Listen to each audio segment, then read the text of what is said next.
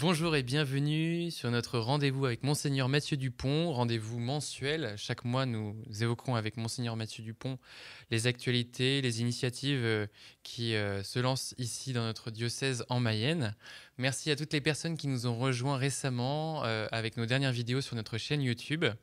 Merci à tous nos auditeurs qui attendent avec impatience chaque mois ce format avec Monseigneur. Et sans plus attendre, nous retrouvons Monseigneur Mathieu Dupont pour parler des différentes initiatives du diocèse de Laval. Bonjour Monseigneur. Bonjour Firmin. Comment allez-vous ? Eh bien, ce début d'année reposé et puis plein d'enthousiasme pour ce qu'on a à vivre. Nouvelle année, j'arrive presque à mon premier anniversaire de nomination, ça c'est bientôt. Un an de présence quand même dans le diocèse. Et puis un an bientôt, 13 février, j'y suis pas encore, mais presque. Vous revenez d'un voyage dont vous allez nous parler, un voyage dans un diocèse avec un nouvel évêque aussi, donc 2 nouveaux évêques qui se rencontrent dans le diocèse de Catiola. Expliquez-nous un peu la démarche et puis pourquoi ce diocèse. Alors pourquoi Catiola ? Parce que c'est un diocèse avec lequel nous coopérons depuis 20 ans, plus de 20 ans maintenant. En 2004, les premiers prêtres du diocèse de Catiola sont venus rendre service en Mayenne. Et donc il y a une histoire, il y a une tradition qui s'est peu à peu tissée et une confiance. Et c'est vrai, comme vous l'avez dit, il y a un nouvel évêque qui est arrivé à Catiola en juillet 2023, tout comme il y a un nouvel évêque qui est arrivé à Laval en mars 2024. Et nous nous sommes croisés, Monseigneur Honoré et moi-même, à Rome lors de la formation dont nous avons déjà parlé des futurs évêques. Et donc ça a été l'occasion pour moi de lui dire mon désir d'aller le visiter. Le visiter pour pouvoir mieux connaître d'où viennent les prêtres qui viennent rendre service en Mayenne. Et puis aussi peut-être s'éclairer mutuellement sur notre façon d'envisager la mission. La mission telle que j'ai pu la découvrir de façon rapide, en 4-5 jours, lors de mon séjour en Côte d'Ivoire, mais aussi lui exposer notre perspective missionnaire ici en Mayenne, renouvelée dans la dynamique du synode diocésain que vous connaissez bien, et puis aussi dans cette dynamique de l'espace missionnaire tel qu'il existe aujourd'hui, depuis le mois de septembre dernier, dans le nord du département. Donc un échange d'intuitions missionnaires, plus que des intuitions, de culture missionnaire pour mieux se connaître et mieux accueillir ces prêtres qui viennent nous rendre service et puis nous inspirer aussi de ce qu'ils vivent là-bas en Côte d'Ivoire. C'est donc un échange. Aujourd'hui, on accueille des prêtres fidei donum ici dans notre diocèse. Est-ce que c'est un échange unilatéral où en fait le diocèse de Catiola fournit entre guillemets des prêtres pour le diocèse de Laval qui en manque ? Alors c'est un échange qui s'enracine dans une histoire. Les prêtres fidei donum, l'expression que vous avez utilisée, c'est l'encyclique du pape Pie XII, était envisagée pour que des prêtres occidentaux aillent rendre service, participer à la mission là où on manquait de prêtres, c'est-à-dire pour les Français, souvent en Afrique. Et donc quelque part, il y a ce retour aujourd'hui, dont nous avons déjà parlé. Donc ce n'est pas tout à fait unilatéral dans le sens où nous envoie des prêtres puis nous on les reçoit. Il y a une histoire dans laquelle on s'inscrit. Et puis il y a aussi un soutien, tout simplement. Par exemple, un prêtre aujourd'hui du diocèse de Catiola prépare un doctorat à l'Institut catholique de Paris et nous prenons en charge, tout simplement, sa formation, son logement, afin de lui permettre de faire ses études et ensuite de retourner dans son diocèse pour rendre tous les services que ses études lui auront permis de faire. Vous parlez de la mission. Est-ce qu'il y a des synergies justement dans vos visions pastorales de la chose ? Parce que quand même, il y a des réalités qui sont très différentes entre la vieille église d'Europe et puis la jeune église d'Afrique. Alors, c'est sûr qu'on est sur une église en pleine croissance dans le diocèse de Côte d'Ivoire. Nous, notre croissance, si j'ose dire, va passer par une mutation de la façon d'être présent sur le terrain.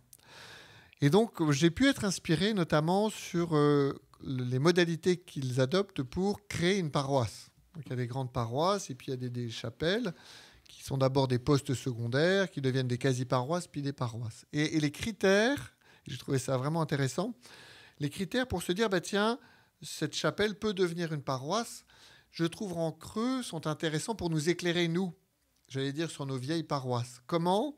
À quoi nous sommes attentifs pour dire qu'une paroisse est en vie, qu'est-ce que nous devons insuffler dans ces paroisses, ou peut-être réinsuffler.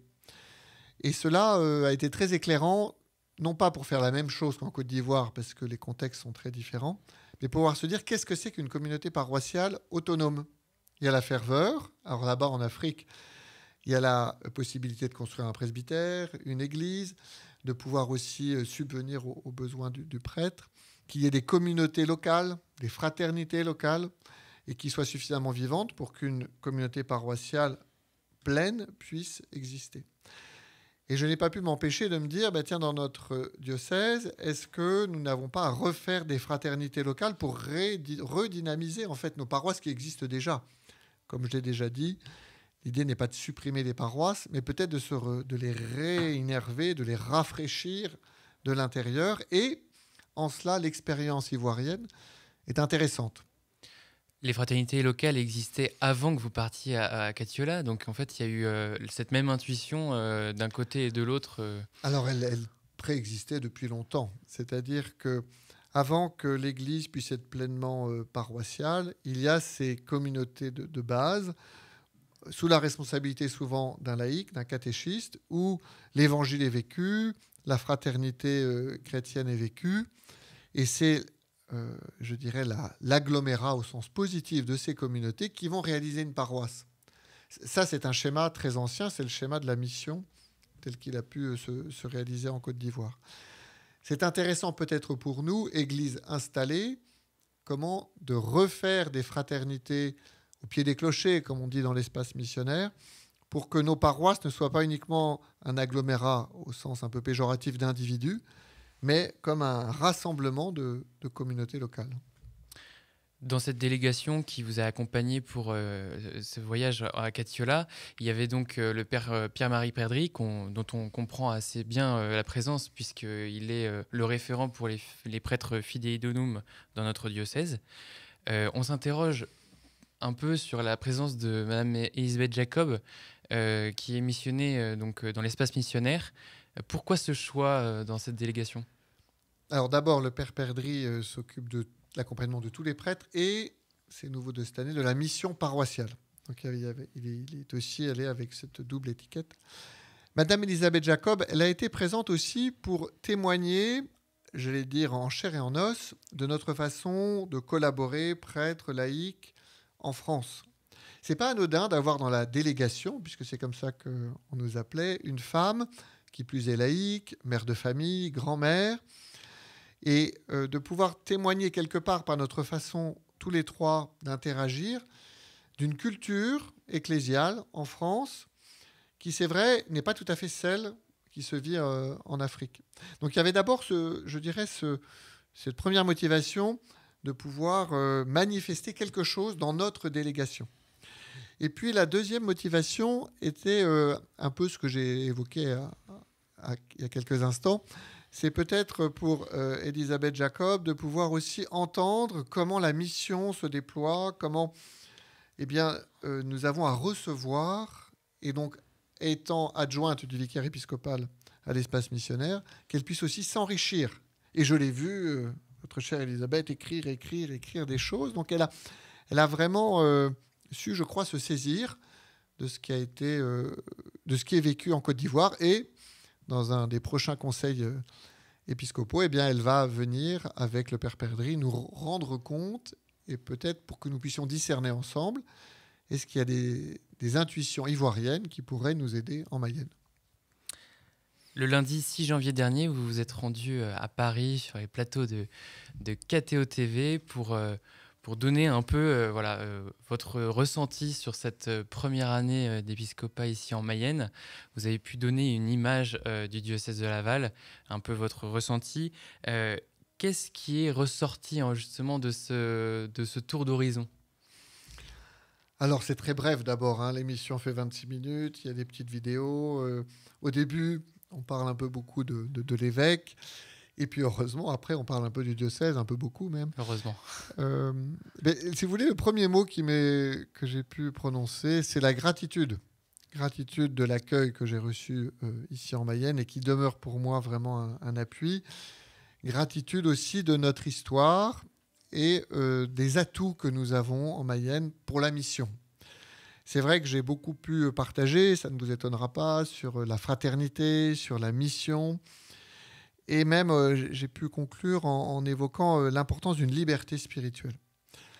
Alors cela, j'ai pu l'exprimer avec mes mots, relatant un peu mes premiers mois, comme vous l'évoquiez en Mayenne. Mais aussi, il y a pu y avoir deux reportages sur la fraternité et aussi sur la mission qui ont pu être éclairants. Donc en 26 minutes, mais il faudra que les auditeurs regardent et puissent voir est-ce que cela donne un bon climat de ce que nous vivons en Mayenne, j'espère. En tout cas, nous relayerons ce reportage pour que les diocésains puissent le voir. Dimanche 19 janvier et 20 janvier a lieu une vente aux enchères. Donc le 19 janvier pour visiter l'ancien évêché et voir le mobilier qui sera vendu. Et le lendemain, une vente aux enchères qui aura lieu à l'hôtel des ventes de Laval.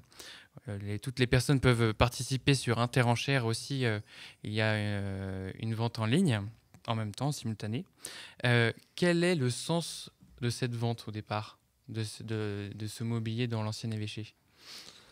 Alors, le sens est très prosaïque, j'allais dire. C'est qu'il y a un mobilier qui est présent dans ce très grand évêché qui n'a, je devrais peut-être pas dire ça, mais enfin, qui n'a pas une valeur inestimable, ni historique, ni pécuniaire. Et donc, il nous a semblé quand même intéressant de pouvoir permettre à certains d'acquérir. D'acquérir pour plein de raisons. Eh bien, ce qui est présent dans cet évêché. Certains, peut-être de façon patrimoniale, de se dire, bah, tiens, c'est un meuble, même s'il n'a pas une valeur folle, bah, qui a été dans l'évêché. Pour d'autres, très concrètement, de pouvoir faire une bonne affaire. Donc, cette vente aux enchères, elle n'a pas, je dirais, une valeur en soi. Le choix de vendre l'ancien évêché, comme vous le savez, a été fait par tous les conseils de notre diocèse. Et donc, j'ai moi-même décidé de suivre ces conseils. La raison fondamentale est surtout le fait que ce bâtiment n'était plus adapté aujourd'hui à la fonction épiscopale telle qu'elle est vécue en 2024-2025 maintenant. Et donc, il y a une plus grande proximité avec les diocésains qui me semble nécessaire. L'évêque aujourd'hui n'a plus de domestique, n'a pas de religieuse, il a une vie plus simple. Et donc un immense bâtiment ne correspond plus à la façon d'être évêque. Donc vous voyez, il y a eu le choix d'adapter en fait, le logement de l'évêque. Et puis après, ceux qui étaient présents dans l'évêché, de pouvoir permettre au plus grand nombre de pouvoir acquérir telle ou telle pièce. Au-delà de la valeur mobilière des choses, c'est aussi une manière de soutenir le diocèse qu'en participant à cette vente. Tout à fait. J'encourage tout le monde à acheter un petit bout des meubles. Le 17 janvier prochain, vous présiderez la journée d'anniversaire, le 154e anniversaire de l'apparition de Pontmain. En quoi cette journée va-t-elle être différente des journées qui se renouvellent chaque année de cet anniversaire?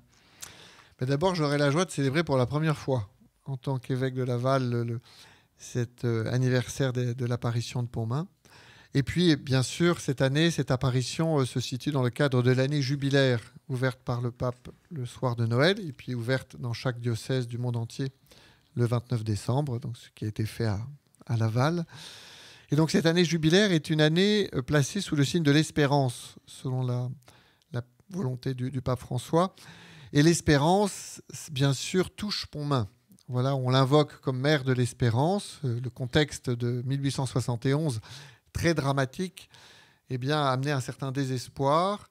Et la Vierge Marie a réouvert, j'allais dire, le ciel en ouvrant à une espérance qui est l'espérance chrétienne. Je dis réouvert parce qu'il y a tout le travail, je me permets de le redire, de l'abbé Guérin qui avait préparé ses paroissiens à pouvoir vraiment entrer dans cette dynamique de foi et qui malheureusement avait comme été éteint par les événements dramatiques de 71. Et donc notre temps aujourd'hui où on peut avoir tellement d'informations, je dirais, moribondes, que nous pouvons parfois avoir une espérance un peu éteinte. Et donc, venir à Pontmain cette année, c'est raviver son espérance dans la dynamique du jubilé. Le 17 janvier, comme chaque année, nous ranimerons l'espérance pour tout notre diocèse et j'invite le plus grand nombre à nous y rejoindre. Ce sera un vendredi cette année. Oui, et le sanctuaire de Pontmain est un lieu jubilaire où on pourra faire cette démarche. Comment concrètement une paroisse peut s'organiser pour vivre cette démarche jubilaire justement en paroisse? Alors d'abord, le sanctuaire de Pontmain est le lieu jubilaire, avec la cathédrale. On peut toujours aller à la cathédrale, bien sûr, pour vivre cette grâce de l'indulgence plénière. Eh bien, les paroisses sont invitées à l'initiative de leur curé. Alors, il n'est pas interdit que les paroissiens disent au curé quand est-ce qu'on va à Pontmain. Et notamment, chaque premier samedi du mois. Mais on peut y aller tous les autres samedis. Mais chaque premier samedi du mois, le sanctuaire s'est mis en capacité de pouvoir animer, proposer une démarche spirituelle sur toute la journée, qui ponctuée bien sûr de la messe, des temps d'adoration, du chapelet et de temps de formation, notamment sur la prière, mais aussi sur le thème du jubilé. Ces temps de formation seront donnés par différents prêtres, religieux, religieuses, voire laïcs du diocèse. Donc en fait, c'est vraiment tout le diocèse qui, chaque samedi, premier samedi du mois, eh bien, se met au service des pèlerins, et je l'espère des pèlerins de toutes les paroisses de la Mayenne. Il y a une dizaine de samedis, voire plus, même si nous comptons ceux de l'été, qui peuvent être l'occasion d'aller en pèlerinage jubilaire à Pontmain. Récemment, nous avons fêté l'Épiphanie, nous avons succédé les fêtes religieuses, et là, ça va être le moment du grand retour au temps ordinaire. Comment est-ce qu'on pouvait envisager ce retour dans notre vie spirituelle? Comment est-ce qu'on pourrait vivre cela? Alors d'abord, je crois que comme dans toute vie spirituelle, il faut éviter le séquentiel pur. On a fini Noël, on a fini l'Épiphanie, on passe à l'ordinaire. Non, quelque chose d'un peu cumulatif. L'année liturgique a commencé le premier week-end de l'Avent, au mois de décembre. Et donc, il y a eu cette étape de Noël où on a été particulièrement attentif à Dieu qui s'est fait homme.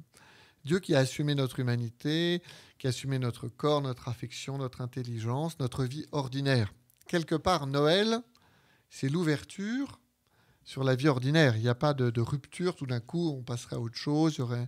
C'est de continuer quelque part cette dynamique de Noël, un peu avec Jésus, pendant ses 30 ans de la vie cachée à Nazareth. Qu'a-t-il fait? Il a grandi, il a travaillé, il logeait avec Marie, avec Joseph. Et donc, cette vie ordinaire, elle est colorée quelque part par le mystère de Noël. J'allais presque dire, au contraire, continuons à vivre de Noël, peut-être pas tant de l'enfant de la crèche tel que nous l'avons vécu récemment, mais dans cette humanité que Jésus a assumée et que nous sommes appelés nous-mêmes à assumer notre humanité pour vivre l'ordinaire de notre vie. L'ordinaire est parfois un peu endormant. Est-ce que justement vous avez des conseils pour revitaliser la vie spirituelle pour les personnes qui justement au fil du temps vont justement s'endormir dans leur foi? Ça peut être mon cas par exemple. Est-ce que vous avez des conseils? Les conseils, je crois que, et en cette année jubilaire, il me semble que c'est aussi un des appels du pape, c'est de repartir de Dieu. Qu'est-ce que je veux dire par là? C'est de se regarder non pas nous-mêmes, parce que de fait on peut s'ennuyer un peu rapidement, puisqu'on fait quand même la même chose tous les jours et toutes les semaines, mais se regarder de Dieu. Comment Dieu me regarde? Comment dans une journée, et par exemple au terme de la journée, ou le lendemain matin si on est plutôt du matin, de relire sa journée. Non pas pour la voir comme une série de choses ordinaires habituelles, mais pour se dire en cette journée à quel moment il y a quelque chose de Dieu que j'ai expérimenté. Malheureusement, souvent, dans la vie spirituelle, on est un peu myope ou même aveugle. C'est-à-dire qu'on ne voit pas que Dieu est là. Et si on ne voit pas que Dieu est là, en fait, notre vie est un peu banale et voire même ennuyeuse. Et donc, peut-être le truc, c'est n'hésitez pas le soir ou le lendemain matin à vous dire, mais tiens, pourquoi je peux dire merci? Pas des merci théoriques. Merci parce que j'ai une épouse, merci parce que j'ai une famille, merci parce que j'ai un travail. Ça, c'est des merci théoriques, sympathiques, mais théoriques. Mais des merci qui ont touché ma vie. Merci parce que j'ai eu un échange avec un tel pendant la journée, parce que j'ai pu admirer ce rayon de soleil, ça arrive. Des merci, j'allais dire, authentiques qui touchent à notre vie et qui font que chaque journée est différente de celle d'après. Voilà. J'avais un ami, je pense à ça, qui me disait, alors c'est dans un autre ordre, mais il se disait qu'à la fin de la journée, qu'est-ce que j'ai appris de nouveau? Il s'interrogeait sur ça. Et ce qui fait que chaque journée, en fait, il apprenait quelque chose de nouveau. En fait, il se rendait compte surtout qu'il avait appris quelque chose de nouveau. Alors oui, on n'est pas dans le domaine spirituel, mais c'est la même logique. Oui. La même logique pour que nos vies ne soient pas une succession sans goût. Voilà. Excellent. Merci beaucoup, monseigneur. Merci Firmin. Puis bonne année, on ne s'est pas dit ça. Oh, on a oublié ça, mais c'est impardonnable. Bon, vous inquiétez pas. Ça Bonne va. année et puis bonne sainteté aussi. Merci, Parce mais que oui. c'est aussi un peu notre travail à tous. Très bien. Au mois prochain, monseigneur. Je serai là, moi. Merci de nous avoir suivis dans cet entretien avec monseigneur Mathieu Dupont. Je vous dis au mois prochain et n'hésitez pas à vous abonner à notre chaîne YouTube. Je vous dis à très bientôt.